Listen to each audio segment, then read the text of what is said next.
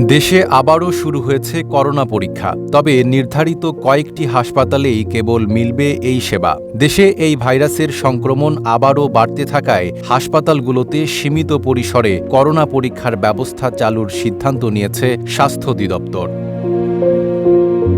জানা গেছে, প্রাথমিকভাবে Dhaka medical college, Mugda general হাসপাতাল, চট্টগ্রাম মেডিকেল কলেজ, রাজশাহী, খুলনা, বরিশাল, সিলেট ও ময়মনসিংহ বিভাগীয় শহরের হাসপাতালগুলোতে পরীক্ষা চালু হবে। যেসব হাসপাতালে RT-PCR ল্যাব রয়েছে, শুধু সেখানেই শুরুতে এই সুবিধা মিলবে। সানবিট সব দিবে সামাল।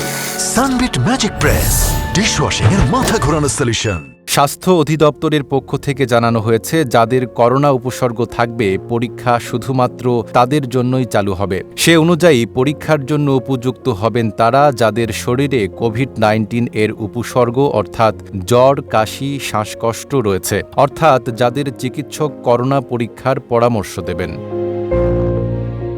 এরই মধ্যে ৯ জুন স্বাস্থ্য অধিদপ্তর মাস্ক পরিধান বাধ্যতামূলক করে এবং বিমানবন্দরসহ সব প্রবেশ পথে হেলথ স্ক্রিনিং অব্যাহত রাখার নির্দেশ দেয়। স্বাস্থ্য বিশেষজ্ঞদের মতে, এই ধারা অব্যাহত থাকলে দেশে আবারও ভাইরাস ছড়িয়ে পড়ার আশঙ্কা রয়েছে। আগাম সতর্কতা হিসেবেই করোনা পরীক্ষা চালুর এই সিদ্ধান্ত নেওয়া হয়েছে। Desk report, Dhaka post.